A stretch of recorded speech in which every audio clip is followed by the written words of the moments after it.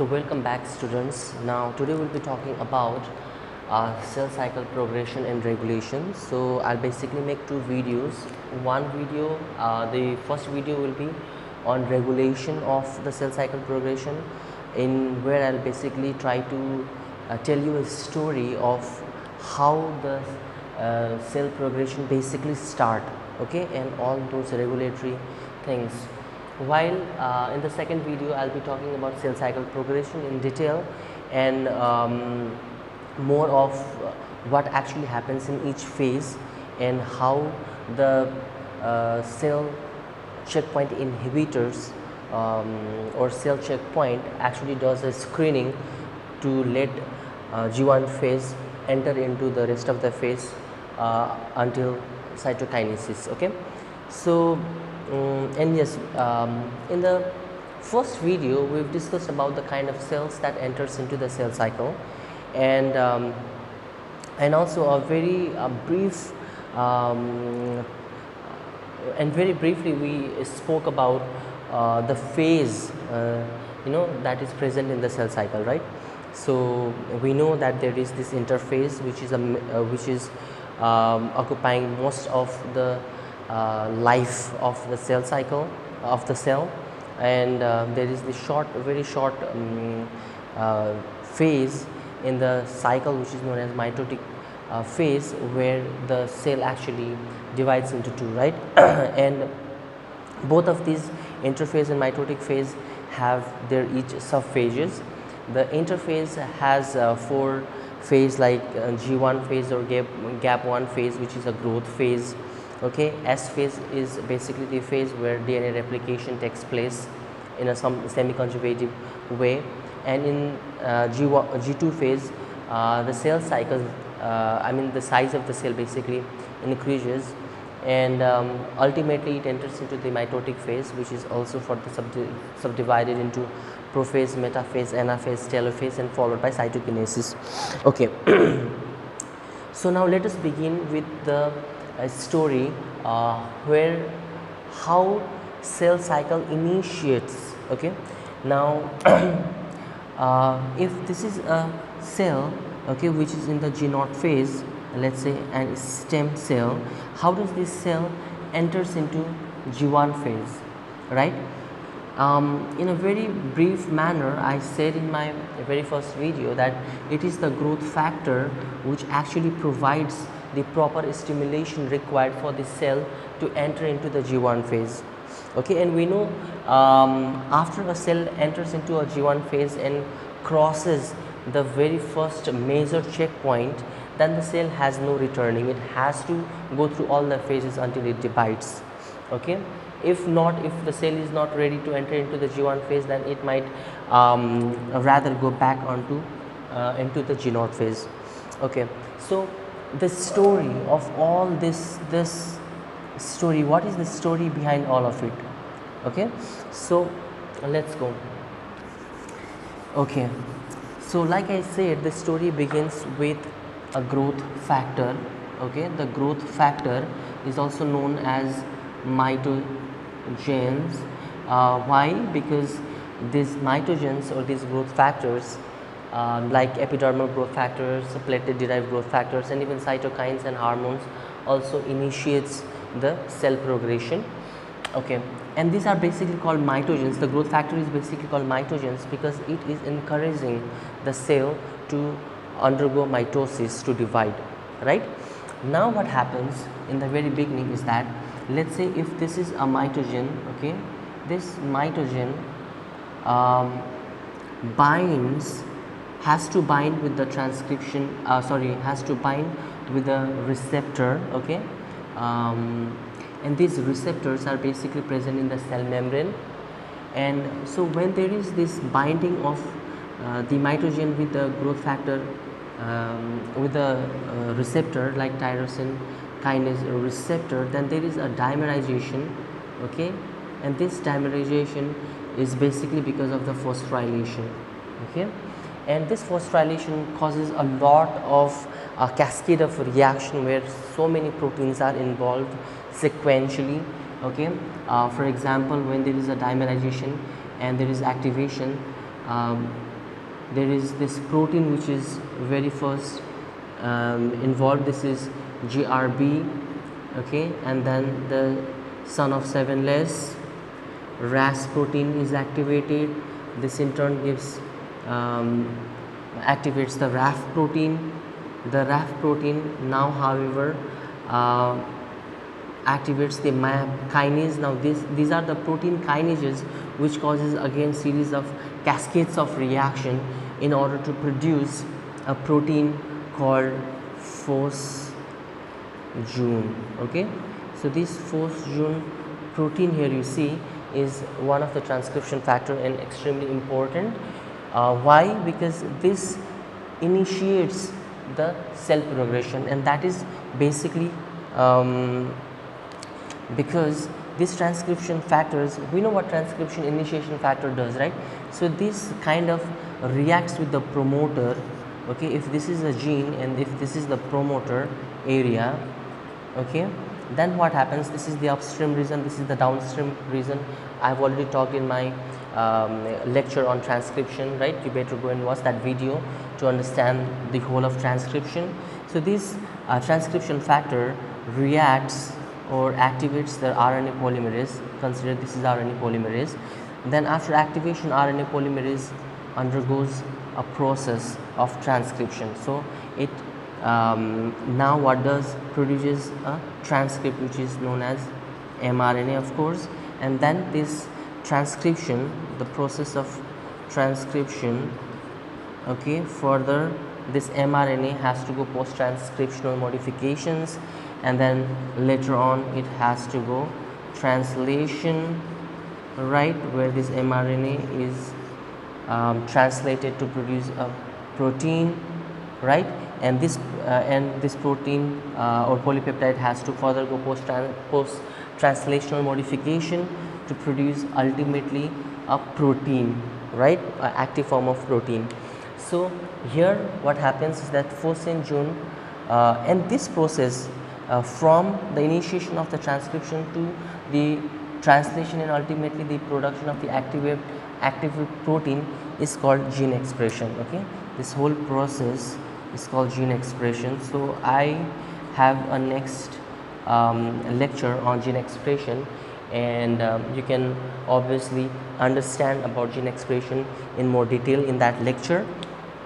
And now what happens is that this protein here is what? Okay, what kind of protein is that?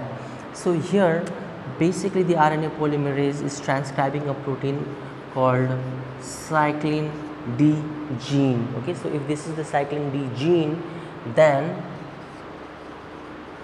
this is getting transcripted, ultimately translated, and then a protein called cyclin D is produced.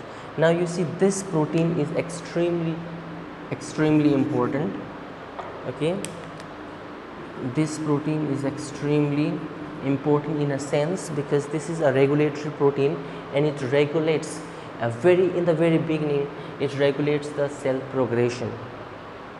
Okay, not only this, but also in a relatively stable, in a relatively constant amount, there is this enzyme called CDK, which is cyclin dependent kinases. These are initially inactive, these are catalytic in property, but only when they combine with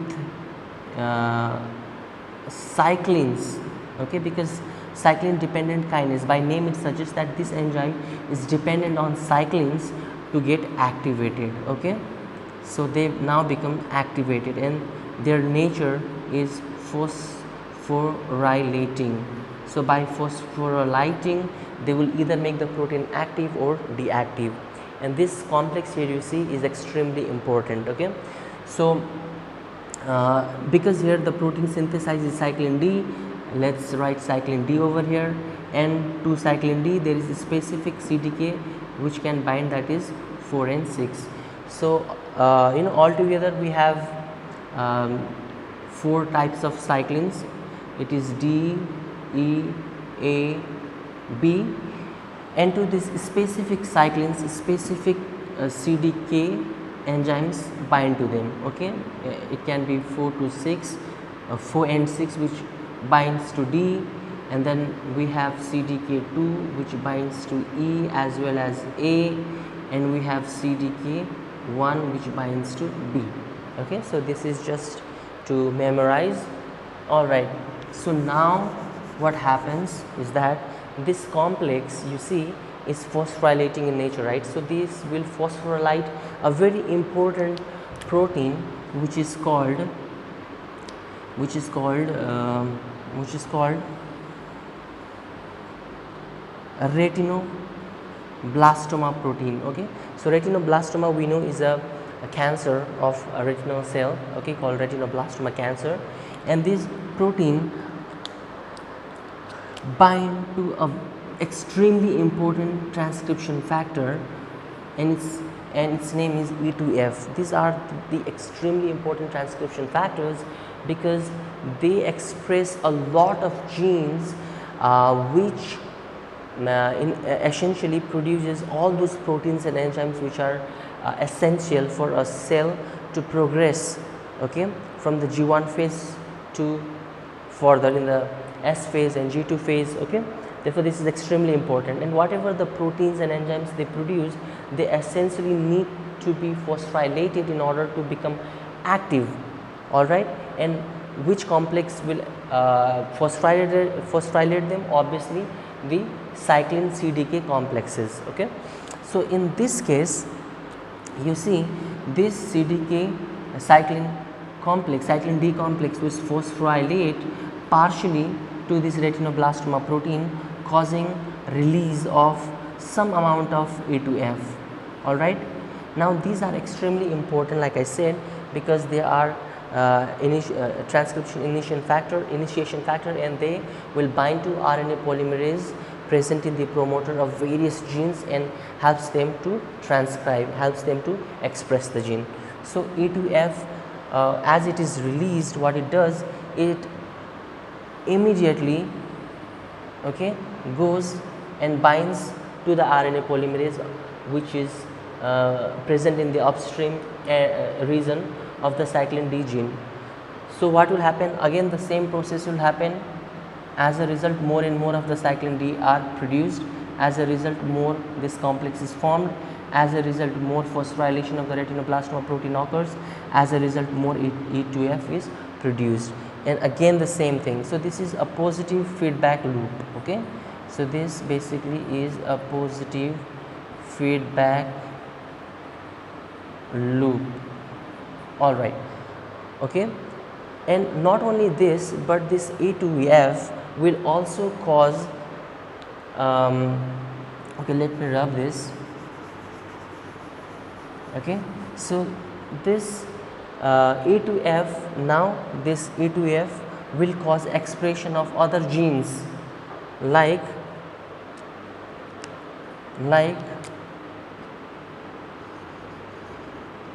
cyclin E. Okay, it causes expression of the gene called cyclin E. So what will happen? Obviously the protein which will be synthesized, that will be synthesized will be cyclin E. Okay, and just like cyclin D, cyclin E will combine with a specific CDK which is 2 in this case, and this complex here you see is extremely important because this causes, okay, because this causes complete phosphorylation. Okay, it causes complete phosphorylation of the retinoblastoma protein in order to release more and more of the E2F. Okay, not only this, but this will also cause phosphorylation of the another protein which is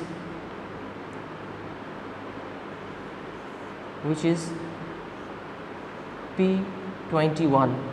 Okay, so here you can see retinoblastoma protein in P21.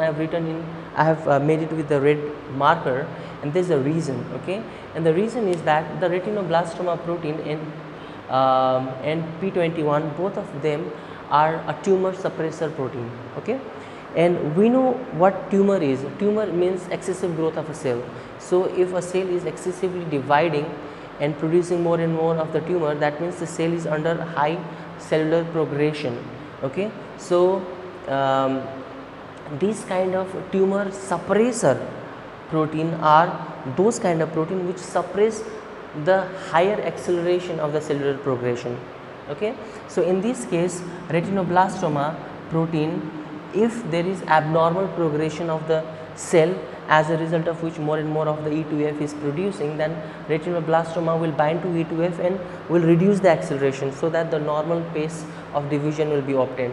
Similarly, P21 is also a tumor suppressor protein, and this is produced by a very important protein called P53.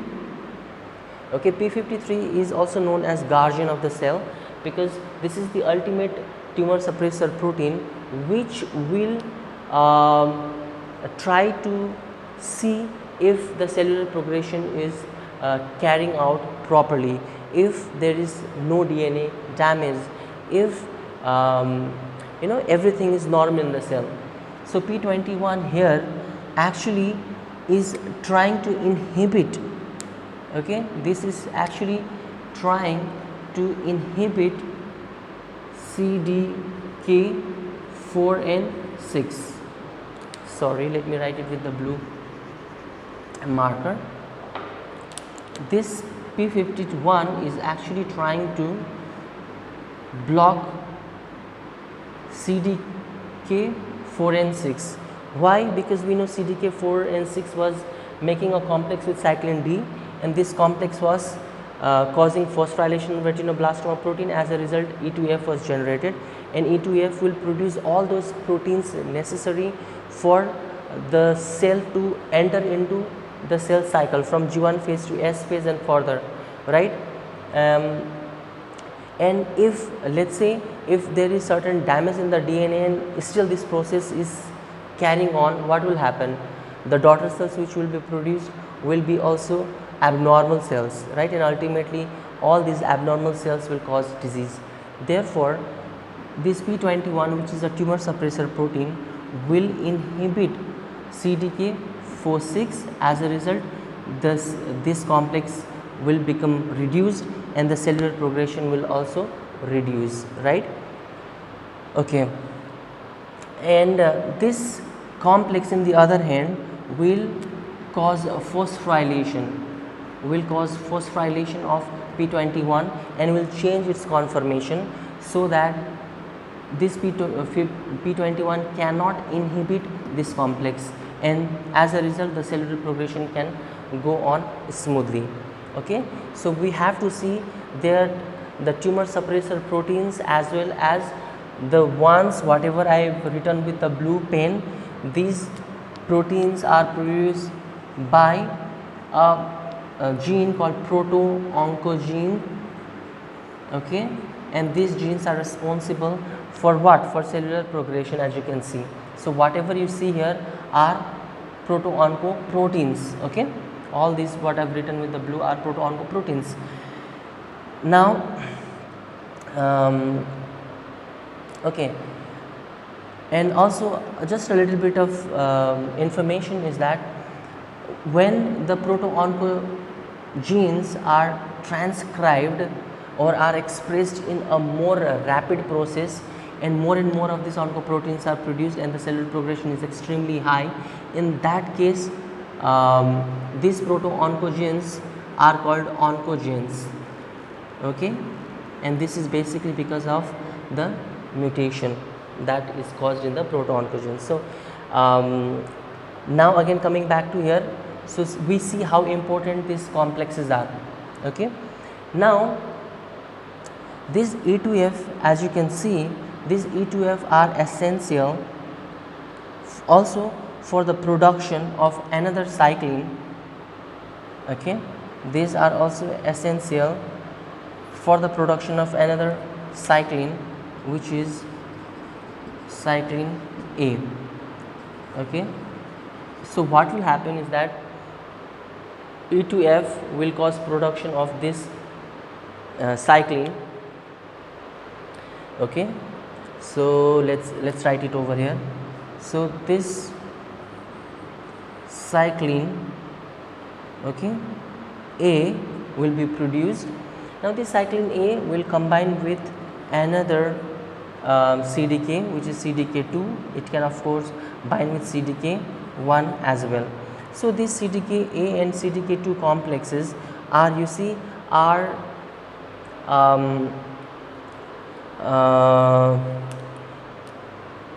kind of causing a negative, okay, these are inhibiting the production of E2F. Okay, so when E2F is inhibited or reduced or repressed, then what will happen? The production of all the proteins like cyclin D, cyclin E and cyclin A as well will be reduced. Okay, so this is the negative.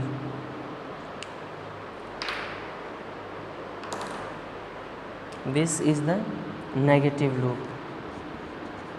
This is the negative loop. All right. However, this cyclin A ensures, okay, and one thing important about cyclin A is that this cyclin A CDK2 complex is essential in a way that when they are produced, they enter into the nucleus and cause the initiation as well as completion of the DNA replication. That is why it is important, and it is also important because it makes sure that the DNA replication takes place only once, okay, in a cell cycle, and that is why it will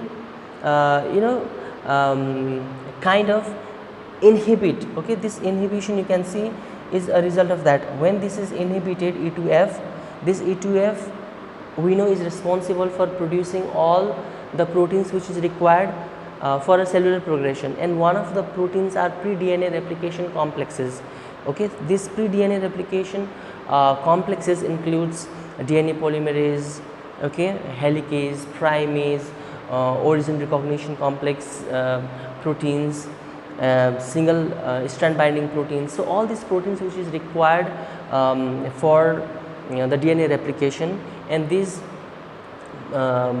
proteins are reduced, their production is reduced because of this negative loop, so that E2F is reduced, and with reduced E2F, this complexes that I talked about, DNA replication, pre-DNA replication complexes, they will be reduced, okay, and that is why the DNA replication only occurs once. And this also ensures there is the production of another cyclin which is called cyclin B, okay, and this cyclin B binds with CDK1, okay. So you see there are how important these proteins are for the cellular progression, okay. So in the next video I will talk about the cellular progression in detail, and as we've covered the regulation part, okay, we'll talk in the next video about cellular progression and how this cellular progression are screened and are monitored and checked by the cell checkpoint, okay, cell checkpoint, and there are major 3 checkpoints, okay. So we'll talk about them in detail. Okay, so this is it for now.